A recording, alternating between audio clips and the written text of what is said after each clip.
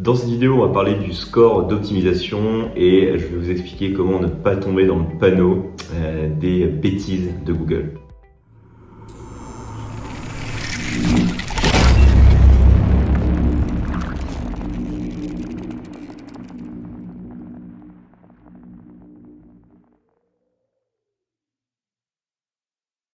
Bonjour à tous, bienvenue sur Web Market School, la chaîne YouTube où je vous apprends à obtenir plus de business grâce à Google Ads.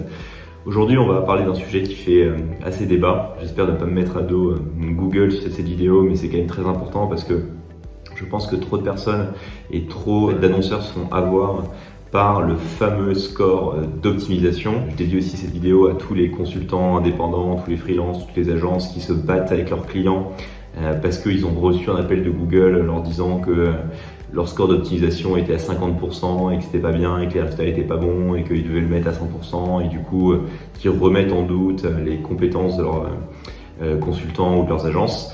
Bref, on va parler du score d'optimisation sans tabou et je vais vous expliquer vraiment quels sont les points à prendre en compte et qui sont effectivement plutôt positifs et ceux sur lesquels c'est une catastrophe et il faut absolument faire très attention et ne pas tomber dans le panneau de manière à ce que vous gardiez vraiment les performances les meilleures possibles sur vos campagnes Google Ads. Avant toute chose et avant d'attaquer le sujet de la vidéo, comme toujours, n'oubliez pas de vous abonner à la chaîne de Web Market School, ça participe à son bon développement et je vous en remercie. N'oubliez pas également de jeter un œil à Web Market School, au site web de Web Market School, pour retrouver les services et les différentes formations qui, en tout cas, pourront vous aider à devenir un meilleur média buyer sur Google Ads. Allez, c'est parti, on se met sur un compte Google Ads et on va voir toutes les taches d'huile que Google met sur notre route pour nous faire dépenser plus et juste ruiner nos campagnes. Let's go! Donc, nous voilà sur un compte qui performe très bien. C'est un compte qu'on a en interne chez Web Market School, entre guillemets Lead Studio, sur de la génération de prospects. Il marche très bien, les résultats sont excellents et d'un point de vue de Google, en fait, notre score d'optimisation actuel est de 75%. Donc ça, typiquement, ça serait d'un point de vue Google vu comme assez médiocre et les account managers n'hésiteraient pas à venir nous appeler pour nous dire que en fait, le compte ne va pas et qu'il y a plein de choses qu'on pourrait améliorer. Donc on va regarder ça ensemble, on va voir effectivement les points sur lesquels on peut faire mieux et les points sur lesquels, évidemment, si on les applique, c'est une catastrophe. Donc, déjà, quand on regarde d'un point de vue global sur toutes les recommandations, qu'est-ce qu'on voit? Il y a quelque chose qui va nous frapper assez vite, c'est que, évidemment, c'est pas forcément très personnalisé et surtout, les premières recommandations, c'est quoi? C'est passer tout en broad match, donc en fait en expression large, ajouter des responsive ads, ajuster nos targets de CPA, donc ça va être en fait augmenter nos plafonds de CPA cible, augmenter nos budgets, ajouter des extensions de forme, ajouter des annonces dynamiques, des images dynamiques, etc. Ajouter de nouveaux mots-clés, enfin bref. Donc en gros, la tendance est toujours à l'augmentation de nos dépenses. Et donc évidemment, on voit que c'est déjà biaisé. Pourquoi? Parce que l'intérêt de Google, évidemment, c'est qu'on dépense plus. Et donc il va nous mettre en top recommandation que des optimisations pour qu'on dépense plus. Donc c'est biaisé, c'est pour ça qu'il faut faire très attention. Je n'ai absolument jamais vu une recommandation du type attention, vous dépensez trop, réduisez vos plafonds d'enchères, passez en CPC manuel par exemple pour avoir un meilleur contrôle de vos coûts. Bon, ça doit arriver une fois tous les 36 du mois. Bon.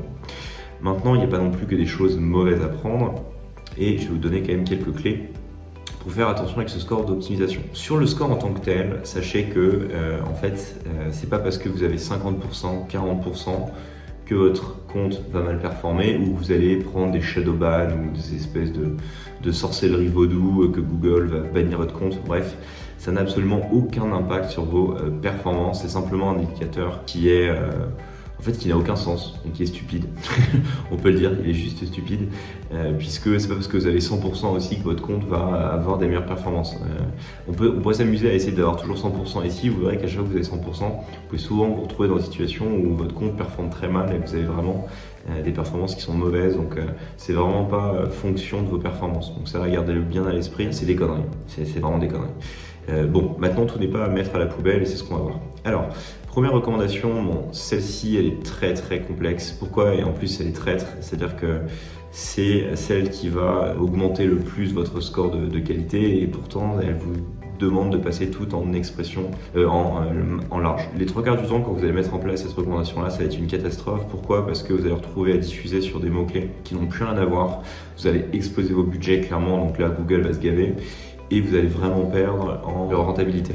Donc là, si on va juste faire un tour sur les recommandations rapidement, donc là on est sur des formations, on achète des mots-clés pour différentes formations, formation assistant juridique, secrétariat, photographie, etc. Et typiquement, ce qui va se passer, c'est que, alors Google me dit oui, plus 12 conversions, on va dépenser 210 € en plus, on va faire plus de conversions. Oui, vous allez faire plus de conversions, c'est vrai, c'est indéniable. Pourquoi? Parce que vous allez dépenser beaucoup plus.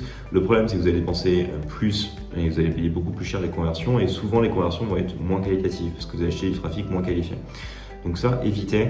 Ce que je vous conseille de faire, si jamais vous voulez tester en fait cette recommandation-là, c'est quoi? Ça va être de créer une campagne qui est la duplication de votre campagne actuelle, de mettre peut-être 10% du budget de la nouvelle campagne et de passer tout en requête large.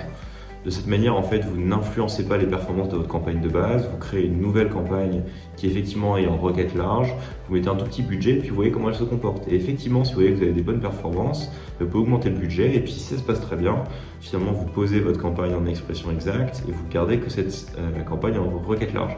Mais surtout, ne venez pas tuer votre campagne qui performe déjà bien en expression exacte en passant tout en broad match. C'est une catastrophe.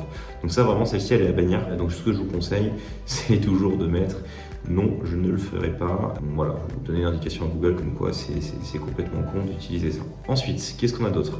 Ajuster les targets de CPA. Alors, celle-ci, vous allez la retrouver tout le temps, surtout si vous êtes en CPA cible. Honnêtement, c'est souvent une catastrophe quand vous l'appliquez parce que vous allez exploser vos plafonds et vous allez souvent en fait vous retrouver à dépenser énormément, payer beaucoup plus cher le clic et pas forcément faire beaucoup plus de conversions. Donc ici, Google vous dit voilà, augmenter de 13%, 15%, 25%. C'est énorme. Il faut, encore une fois, si vous regardez et que vous suivez cette chaîne depuis longtemps, vous savez que les algorithmes de Google sont très sensibles. Et quand vous mettez des hausses de plafond de CPA de 25%, en fait, vous changez, vous avez des changements de variables qui sont tellement énormes que vous allez complètement changer l'apprentissage de vos campagnes, et souvent c'est pour le pire. Ce que je vous encourage de faire, c'est vraiment en tout cas sur le target CPA, surtout si vous êtes sur des marchés qui sont très concurrentiels, où il y a des coûts par clic qui sont très élevés, faites des petites augmentations de 3 à 4%. 3 à 4% tous les 5-6 jours et vous voyez comment votre algorithme se comporte. Sauf si vous êtes en totale sous-diffusion, c'est-à-dire que vous êtes totalement sous les seuils de diffusion, en tout cas vous êtes vraiment très en retard dans la mise aux enchères. Dans ce cas-là, oui, vous pouvez les appliquer, mais si vos campagnes diffusent déjà bien, non, faites vraiment des optimisations de 3 ou 4% maximum. Quand vous mettez du plus 13%, du plus 25%, je vous garantis, mais vous allez voir une explosion de vos coûts et la plupart du temps, ça va pas être bien. Donc là, pareil, hop, vous faites le tri, celle-ci elle est complètement irrelevant, donc vous la dégagez clairement, n'appliquez jamais cette campagne. Pareil, la troisième qui est toujours la même chose, augmentez vos budgets, dépensez plus, allez, donnez-moi de l'argent, comme si Google n'était pas assez riche. Pareil, celle-ci, si vous regardez en fait les plafonds de dose de coût Google vous recommande, ici elle nous demande de passer de 200 à 300 € par jour. Donc en fait c'est une hausse de 50%, et pareil, c'est des hausses qui sont tellement large que vous allez casser les effets d'apprentissage des algorithmes et vous allez faire des changements de variables qui sont tellement importants que ça risque de complètement dérégler vos campagnes. Et en plus, vous allez donner tellement de marge à l'algorithme que souvent, plus il a de marge, plus il sous-optimise entre guillemets, il est moins contraint, donc il paye plus cher le clic et il fait n'importe quoi. Ça, c'est clairement à éviter. Là, carrément, on doit doubler. Enfin là, c'est que du plus 100% quasiment. C'est rarement fait des petites hausses de 10%. Donc pour le coup, si vous devez augmenter vos budgets, vous avez des campagnes qui sont limitées par le budget, ce que je vous encourage, et ça vous le savez probablement si vous suivez déjà la chaîne, de faire des augmentations de 5 à 10% maximum, de voir comment votre campagne réagit, attendre 4 à 5 jours, et si ça se passe bien, réaugmenter de 10%, etc. Allez-y doucement. Donc ça pareil, on n'applique jamais, c'est une catastrophe si vous appliquez directement ça, donc à ne pas faire. Qu'est-ce qu'on a d'autre? On a ajouté des responsive ads. Alors celui-ci, il est un petit peu compliqué dans le sens où si vous regardez cette vidéo avant le 22 juin, vous avez encore la possibilité de créer des annonces grand format. Si vous le regardez après le 22 juin, c'est mort. Donc dans ce cas-là, je vous encourage en fait à tester, effectivement. Tester les responsive ads, mais n'appliquez pas encore une fois bêtement ce que Google vous dit. Testez, regardez si ça performe mieux qu'une annonce textuelle grand format, ou alors si vous les ajoutez, utilisez les épingles. J'ai une vidéo dédiée à ce sujet sur comment recréer une annonce textuelle grand format à partir d'une responsive ad. Donc vous pouvez effectivement garder du contrôle tout en mettant des responsive ads. Donc cette recommandation là en fait, je vous encourage, alors évidemment à ne jamais l'appliquer directement, mais effectivement tester les responsive ads. C'est que du test, c'est parfois performant, parfois ça l'est pas. C'est pas forcément une recommandation qui est inadaptée, c'est juste pour vous rappeler d'ajouter des responsive ads. Donc celle-ci entre guillemets elle est potable. Vous pouvez la tester. Mais ne l'appliquez pas comme ça, voilà, vous mettez, vous le ferez plus tard et on avance. Ensuite, qu'est-ce qu'on a d'autre? Ajouter des lead form extensions to your ads. Pour avoir testé ça, c'est souvent nul. Pourquoi? Parce que vous n'avez pas beaucoup de possibilités et vous allez souvent avoir des gars qui sont pas très performants. Si vous avez simplement des formes qui sont assez simples, vous voulez juste collecter des emails ou des numéros de téléphone ou des noms, prénoms, oui, vous pouvez le faire. Le problème, c'est que les personnes qui vont remplir ces formulaires-là ne vont même pas aller sur votre site web. Donc si vos annonces ne sont pas cohérentes, si vous avez des messages qui sont mal faits, vous allez vous retrouver avec plein de leads qui vont être comptabilisés comme des conversions. Donc ça va faire un effet d'apprentissage sur vos campagnes. Et derrière, vous allez vous retrouver avec des leads qui sont mauvais. Donc en fait, votre algorithme va apprendre à collecter du lead de mauvaise qualité. Donc moi de base, je vous encourage à ne pas utiliser cette extension-là. Mais en fait, j'ai envie de vous dire non, mais l'utilisez pas. Donc il y a plein de raisons qui font qu'il ne faut pas que vous l'utilisiez et je vous encourage encore une fois à ne pas l'utiliser. Hop, on enlève. Utilisez des images sur vos extensions. Ça pour le coup, c'est une bonne recommandation. Je vous encourage clairement à tester. Ça permet de prendre plus de place sur le réseau de recherche, sur les annonces mobiles ou les annonces desktop. Donc ça oui, ça c'est une bonne recommandation, pensez-y, faites-le. Ensuite, ajoutez des images dynamiques. Non, du coup, gardez un contrôle sur les images que vous souhaitez faire apparaître sur vos annonces. Évitez tout ce qui est dynamique comme ça, parce que parfois vous allez retrouver, surtout si vous êtes sur de l'e-commerce, vous pouvez retrouver avec des annonces qui montrent des produits qui n'ont absolument rien à voir avec l'annonce. Donc ne le faites pas. Donc ça, clairement, c'est une mauvaise recommandation. Évitez. Une des pires, utilisez les extensions l'extension display sur vos campagnes de recherche. On crée toujours une campagne display à part. On ne mixe jamais plusieurs réseaux au sein d'une même campagne. C'est le meilleur moyen de se planter et de juste casser les performances de votre campagne. Donc ça, c'est sentence irrévocable. Vous ne l'appliquez jamais. C'est une des pires recommandations possibles. À virer, c'est une catastrophe. Ensuite, ajoutez plusieurs extensions, plusieurs descriptions, plusieurs titres à vos responsive ads. Encore une fois, ça dépend. Si vous avez fait la technique des épingles et que vous avez simplement 3 titres et 2 descriptions, ça c'est nul. Si vous souhaitez vraiment utiliser 15 titres, 4 descriptions, oui, ça peut être pas mal de l'utiliser. C'est juste un reminder en fait. Donc ça c'est à tester. C'est vraiment à tester. Ça dépend de votre business. C'est ni bien ni mal, c'est à faire. Voilà, ça dépend. Ensuite, ajouter de nouveaux mots-clés. Je l'adore celui-là, pourquoi? Parce que parfois, c'est une catastrophe. C'est ni bon ni mauvais. Par contre, parfois, il y a quand même des bonnes idées. Si vous débutez, à la poubelle, direct. Pourquoi? Parce que vous allez ajouter beaucoup trop de mots-clés, vous n'allez pas avoir de contrôle, vous allez diluer vos datas sur plein de mots-clés. De base, je vous déconseille d'avoir des ad groups qui ont plus de 10 mots-clés. Pourquoi? Parce que si vous avez 150 mots-clés dans un ad group, c'est hyper dur d'optimiser parce que votre donnée est complètement granularisée sur chaque mot-clé. Par contre, ça peut vous donner des bonnes idées parfois pour ajouter de nouveaux mots-clés. Par contre, la manière de faire ça, c'est-à-dire qu'effectivement, aller dans les recommandations, c'est intéressant, mais n'ajoutez jamais bêtement le mot-clé directement dans la campagne. Pourquoi? Parce que parfois, vous allez vous retrouver avec des mots-clés qui n'ont plus de sens avec les annonces du groupe d'annonces en question. Donc ici, si on regarde, alors faites attention déjà parce que parfois vous pouvez faire avoir bêtement, vous achetez un mot-clé, vous n'avez pas vu qu'il est en large et ça vient juste niquer vos budgets. Et puis parfois ça n'a pas de sens. Voilà, typiquement ici on est sur une campagne qui promet des formations sur du web design et là Google nous dit d'ajouter un mot-clé école de design graphique. Design graphique, c'est pas forcément du web design, donc là on sait que ça n'a pas de sens. Donc si vous ajoutez ça, c'est nul. Par contre, effectivement, peut-être qu'il y a des personnes qui veulent faire du design graphique tout en faisant du web design. Donc ce mot-clé-là, vous pouvez le tester, mais comment le tester intelligemment? Vous allez soit créer un ad group dédié avec ce mot-clé-là qui ne vient pas polluer les ad groups existants, ou alors vous créez une campagne dédiée sur du design graphique, etc. Puis vous voyez comment ça performe. Et peut-être qu'effectivement, c'est des créneaux de marché sur lesquels ça peut être intéressant pour vous de vous développer. Donc là, vous faites une offre spécifique, etc. Mais ne l'ajoutez jamais directement dans vos campagnes. Parfois aussi, typiquement là, sur une campagne CAP boulangerie, on va avoir des mots-clés formation boulangerie et Google vous dit ajoutez formation de boulanger. Non, c'est la même chose. Ça va juste diluer vos données. Donc là, encore une fois, si vous ajoutez ça, le problème c'est que vous allez diluer vos données. Donc c'est à éviter.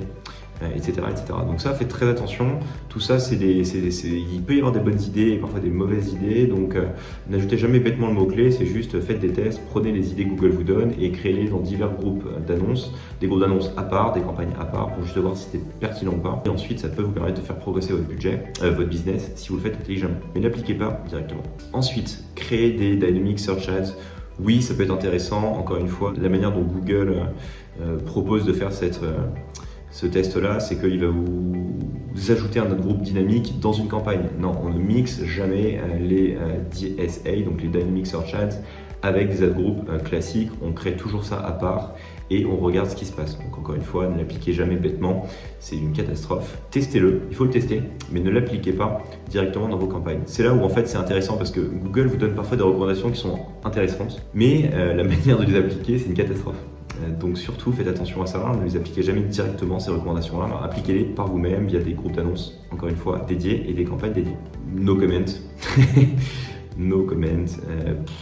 Encore une fois, c'est pour dépenser plus, ça ne sert à rien. Je pense que vous êtes assez grand pour savoir quand vous devez réallouer des budgets, ça n'a pas de sens. Ensuite, ajoutez des site links à vos annonces. Oui, ça c'est pertinent, c'est une très bonne recommandation. Pourquoi ? Parce que les extensions d'annonces sont extrêmement pertinentes, ça augmente vos scores de qualité, ça prend plus de place sur le réseau de recherche, donc ça c'est bien, ça c'est clairement appliqué. Ajouter des audiences pour le reporting, oui, ça c'est une bonne recommandation. Pourquoi ? Ça vous permet de comprendre un petit peu plus vos segments de marché et puis si après vous attaquez le display, comme c'est que du ciblage par audience, la plupart du temps, quand vous voyez que sur le search vous avez des audiences qui cartonnent, vous pouvez aller créer des audiences display qui ciblent uniquement ces audiences pour faire de la notoriété ou tester un nouveau levier pour faire plus de conversions. Donc ça oui, c'est pertinent. Encore une fois, celui-ci no comment sur les conflits de mots-clés négatifs. Vous pouvez le regarder, vous pouvez y jeter un œil, mais généralement si vous avez exclu un mot-clé, c'est pour une bonne raison, donc ça sert à rien de faire marche arrière. C'est juste pour vous faire dépenser plus, encore une fois. Donc en vrai, c'est incroyable qu'ils mettent des recommandations comme ça. Bon. Celui-ci, oui, est bien sur les mots-clés redondants. Pourquoi ? Parce que ça veut dire que vous avez parfois plusieurs mots-clés qui diffusent sur les mêmes termes de recherche et ça ne consiste qu'à diluer en fait votre donnée. Donc ça, c'est une très bonne recommandation. Celle-ci, il faut l'appliquer. Là, je ne vais pas le faire directement parce qu'il faut quand même juste jeter un œil. Mais de base, oui, appliquez tout. Ça vous permet de condenser vos résultats sur quelques mots-clés, d'éviter d'avoir des groupes d'annonces à rallonge. Donc ça, c'est bien. Oui, ça, vous voyez qu'effectivement, si vous avez plus d'ads, c'est que c'est un problème. Pourquoi pas. Augmentez vos budgets pour les pics de trafic à venir. Enfin bref, vous connaissez la musique maintenant. N'appliquez pas ça, mauvaise idée. Ajoutez des assets à vos responsive ads, encore une fois, je crois que celui-là on l'a déjà vu, mais ça dépend de vous. Si vous avez utilisé les épingles, vous avez juste 3 titres et 2 descriptions et que ça performe bien, ça sert à rien, n'ajoutez rien, c'est débile. Ajoutez des descriptions à vos extensions d'annonces, oui c'est bien, ça c'est une bonne recommandation. Pourquoi ? Parce que ça permet encore une fois de prendre plus de place et donc d'avoir plus de chances de remporter les mises aux enchères, etc. Utilisez des nouvelles stratégies d'enchères, alors celle-ci, donc là, parfois Google va vous dire d'utiliser le target impression share, d'utiliser maximiser les conversions, etc. Alors encore une fois, vous ne l'appliquez jamais directement les 3/4 du temps, ça va juste plomber vos campagnes, c'est une catastrophe. Non, effectivement, vous pouvez le tester, ça peut être des tests intéressants de changer parfois de stratégie d'enchère, mais utilisez des outils de test et brouillon, créer des campagnes à part, bref, ne venez jamais modifier directement vos campagnes, c'est le meilleur moyen de tout dérégler et de juste casser les performances de vos comptes. Donc ça, c'est juste à prendre comme information, mais c'est jamais appliqué. Et donc, c'est vraiment à éviter. Vous avez vu que depuis le début, en fait, je mets des petites... à chaque fois, quand je ne veux pas l'appliquer, je mets OK, ne pas en tenir compte. Pour le coup, ça, c'est à faire. Pourquoi ? Parce que ça permet... à l'algorithme aussi vous venez donner des signaux en fait à l'algorithme, c'est-à-dire que de base il va appliquer bêtement ce que Google lui a ordonné de faire, donc forcer les annonceurs à plus dépenser. À force de mettre en fait non, je ne veux pas dépenser plus, ça sert à rien, etc. Lui-même va apprendre et les recommandations vont s'affiner. Donc ça pour le coup, en fait, même si votre score d'optimisation de base est à 76%, essayez de venir régulièrement ici et de venir décocher tout ce qui sert à rien et ce qui n'a pas de sens. Ça va permettre de simplement revenir à 100% et ensuite d'obtenir des recommandations qui sont un petit peu meilleures. Ça, c'est des choses qu'on fait régulièrement et pour le coup, ça s'affine assez bien au fil du temps et ça vous évite aussi d'avoir le fameux appel de l'account manager qui vous dit que votre score d'optimisation est complètement claquer, qu'il faut augmenter vos budgets, tout passer en CPA cible, ajouter plein de mots-clés, tout passer en large, enfin bref. Donc ça, c'est un bouclier aussi pour vous si vous êtes consultant indépendant ou si vous êtes une agence. À partir du moment où vous tenez compte des recommandations de Google, vous devez juste mettre que vous voulez absolument rien appliquer mais que votre score d'optimisation reste à 100%. Ça vous permet d'éviter des débats à rallonge avec vos clients sur ce score d'optimisation et également avec les account managers de Google. Donc ça, pour le coup, petite astuce, pensez à juste faire en sorte qu'il soit toujours à 100% en n'appliquant rien. C'est toute la subtilité du truc. Voilà, donc globalement, vous voyez que les recommandations sont nulles. Je vais pas vous cacher, c'est nul. Surtout sur celles qui sont censées vous apporter le meilleur score, d'augmenter le plus votre score de compte. Donc évitez vraiment de tomber dans le panneau, faites très attention. Encore une fois, ayez du jugement, n'appliquez pas bêtement les recommandations, testez par vous-même. C'est le meilleur moyen de réussir sur Google Ads. Voilà pour cette vidéo sur le score de qualité de votre compte. J'espère que elle vous a plu, que ça vous a permis d'apprendre des choses, ne tombez pas dans le panneau. Si c'est le cas, n'oubliez pas de partager, commenter, liker cette vidéo, ça participe au bon développement de la chaîne de Market School et je vous en remercie. Et quant à moi, je vous souhaite une très bonne utilisation de votre score de qualité et je vous dis à très vite pour une nouvelle vidéo sur la chaîne. Ciao!